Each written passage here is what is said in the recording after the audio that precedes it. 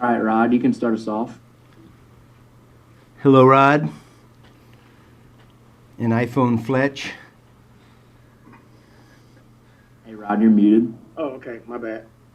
Hey, Mickey, just as far as this search, how do you feel like the team is as far as like, I mean, you were kind of behind, I guess, in comparison to the other 8 jobs at the time. How much of a factor has that been at all, if at all? Yeah, I don't see it as a significant factor. Obviously, a couple teams are further down the process, and and a couple guys have been hired already, but I'm not overly concerned with that. I think our circumstances are different. There's 8 teams where they let go a head coach, and I think their situation is different than ours. When you have a coach retire and you have a lot of really good things in place already. JD. How you doing, Mickey? A two-parter. First, I guess we didn't get a chance to hear from you Tuesday about Sean, so I guess your reflections on Sean and stepping down. And second, you haven't had to do this since, 2005. So I guess your thoughts on the process and, is it an exhilarating time? Is it an exciting time? And what kind of time is it for you? Yeah, I think what I'm going to do is, look, I'm going to speak with you guys next week in Mobile, and I'm going to reserve those comments until then because I still got to wrap my arms around the emotion of it all, and it's hard to summarize up 16 years in a few words, and I just want to give that a little more thought and make sure I do it justice. So I apologize that I'm not answering that question. I'm going to answer that, but I want to do a really good job of that, and so I want a few more days to kind of think about that and make sure I say the right thing in the right way. Fletcher. I'll try to ask this in a way that doesn't sound like you just said you're not going to talk about it. From a philosophical standpoint, sometimes a lot of these other organizations, and you all after Katrina were at a low point when you were hiring a coach. You all are at a much different level. How much does that weigh into, I guess, your process when you talked about it being a different process? Yeah. Some of these other teams are at a much different point than maybe where you look like you are culturally and structurally. Yeah, look, there's a lot of things relative to that question. The first is, you go back 16 years and we were dealing with, Katrina and an evacuation and a city that was, devastated and a lot of questions about viability and long-term viability. There were just so many other unique things about that 16 years ago that made that opening at that time so unique and such a challenge. Obviously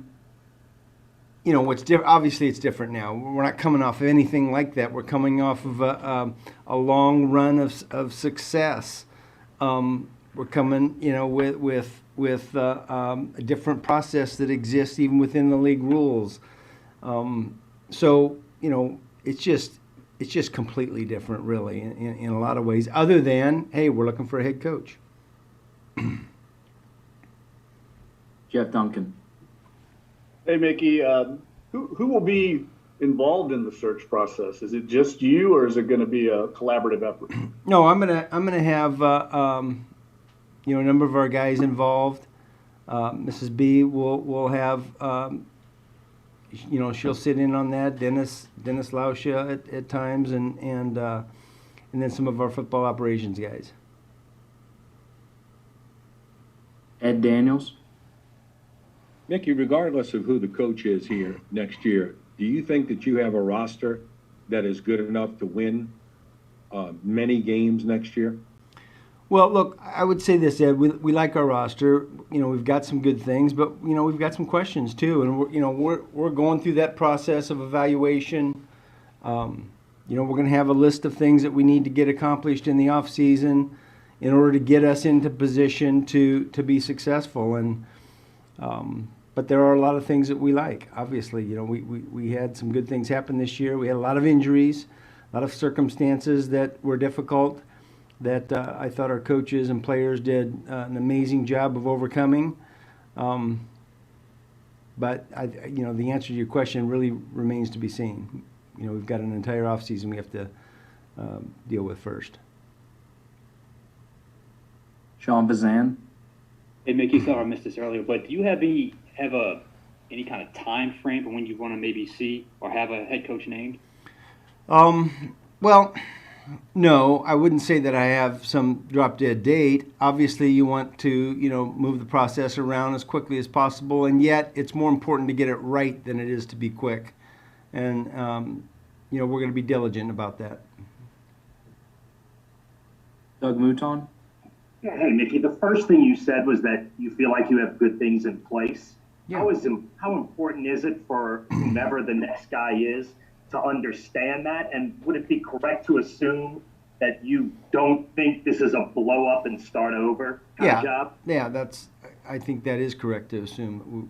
We don't see it as a wholesale culture change, roster change, anything like that. Look, we've got a lot of good things here, and doesn't mean that it can't be improved and built upon, but it's as Sean said in his press conference, he's leaving with the franchise in a much better place than when he got here. Mike Triplett.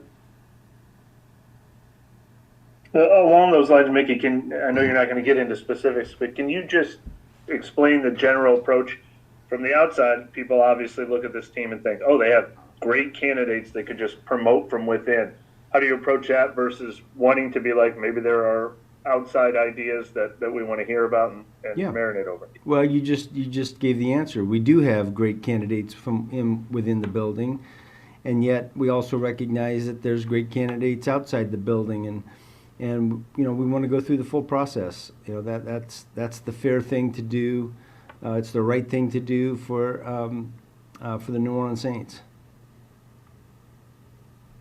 Luke Johnson. Hey, good afternoon, Mickey.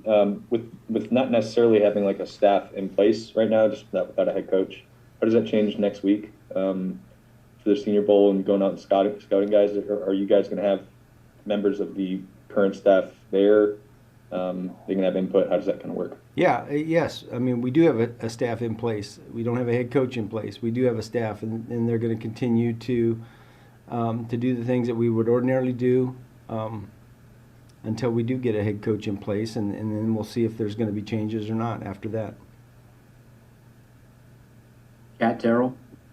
Hey, Mickey, I was just wondering if y'all already have a plan in place as to how you want to do the interviews. Like, are you going to try to do them all in person, or will some be virtually?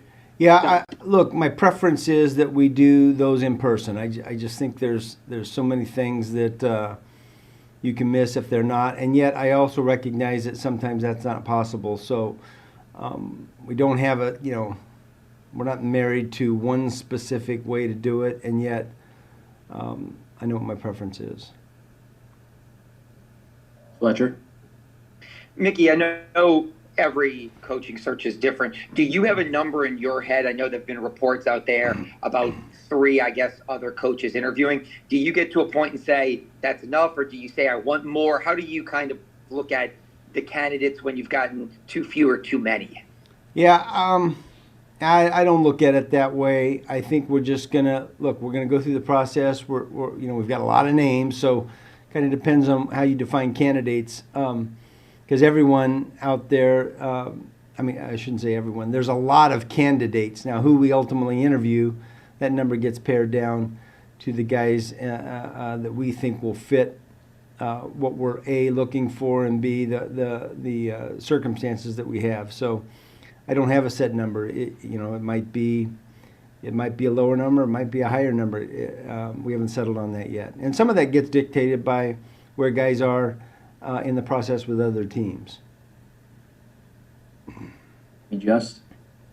Yeah, kind of in that vein, how does, with the timing of the playoffs, for example, how does that affect just how you want to approach this if there's potentially another candidate that's still working in game preparation right now. Yeah, I mean, it does impact it because it impacts, whether or not we can speak with them and interview them. So,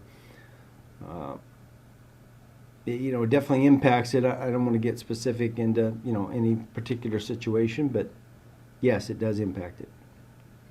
And a follow up with that, how do you balance that, whether it is that or it's guys who you're potentially interested in that are interviewing elsewhere? How do you find the balance? Well, I don't know that balance is the right word. We're gonna interview people, and if we find someone that we're in love with, we're gonna pull the trigger. And if